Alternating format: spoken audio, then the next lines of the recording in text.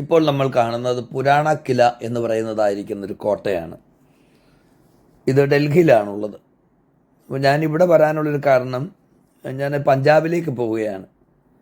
പഞ്ചാബിലേക്ക് പോകുന്നത് അവിടെ ഒരു പാവപ്പെട്ട ഒരു കുടുംബത്തിന്, ഒരു വീട് തകർന്നൊരു കുടുംബത്തിന് ഒരു വീട് വെച്ചു കൊടുക്കാനുള്ളതായ കാര്യങ്ങളുമായി ബന്ധപ്പെട്ടാണ് ഞാൻ ഡൽഹിയിൽ ഇറങ്ങിയത്.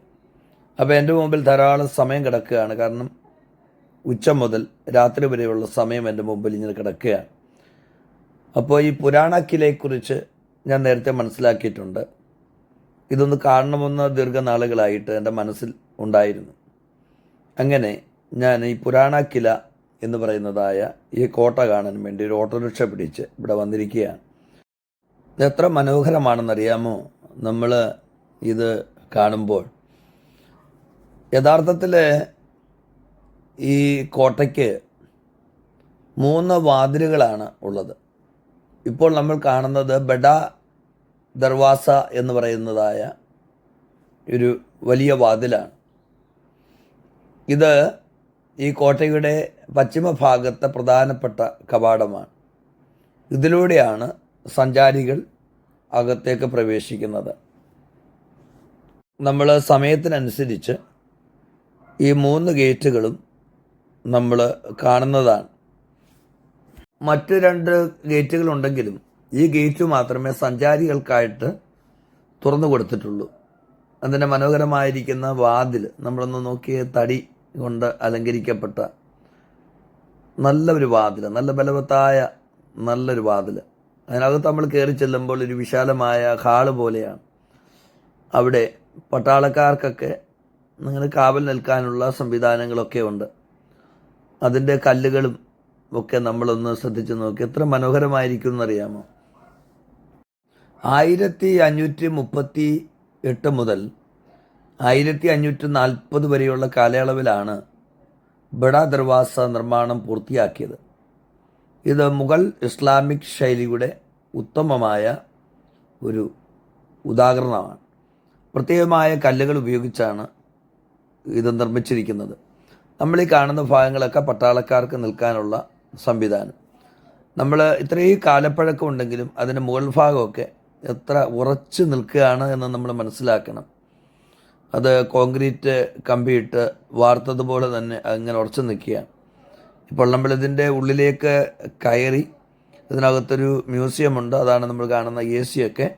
പക്ഷെ നമുക്ക് അതിനകത്ത് ഫോട്ടോകളൊന്നും എടുക്കാനായിട്ട് പറ്റുകയില്ല. അതുകൊണ്ട് ഞാൻ മ്യൂസിയത്തിൽ കയറി മ്യൂസിയം കണ്ട് ഞാൻ ഫോട്ടോയോ വീഡിയോ ഒന്നും എടുക്കാതെ ഞാനിങ്ങനെ തിരിച്ചു പോന്നു.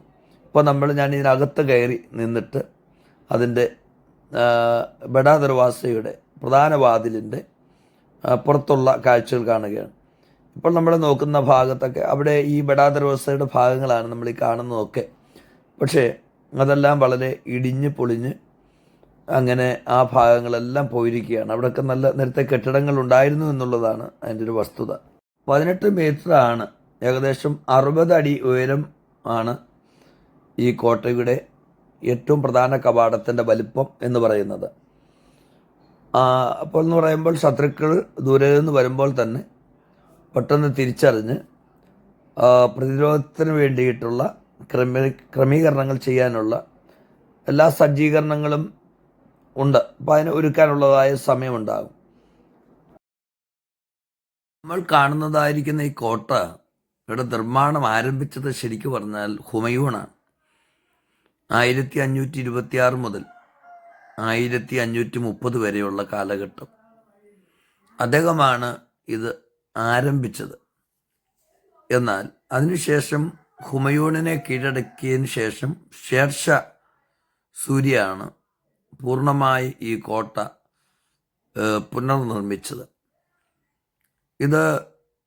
ഇതിൻ്റെ ബഡ ദർവാസയൊക്കെ വളരെ ഭംഗിയായിട്ടുള്ള നിലയിലാണ് അത് ഉണ്ടാക്കിയിരിക്കുന്നത്.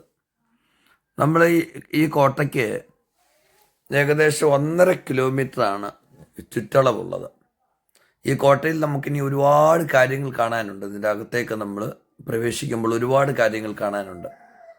അത് ഓരോ കാര്യങ്ങളും സന്ദർഭോചിതമായിട്ട് നമുക്കത് കാണാം. ഇനി നമ്മൾ കാണാനായിട്ട് പോകുന്നത് ഒരു മസ്ജിദാണ്. അപ്പോൾ നമ്മുടെ ദേശീയ പതാക അങ്ങനെ തല ഉയർത്തി നിൽക്കുകയാണ്.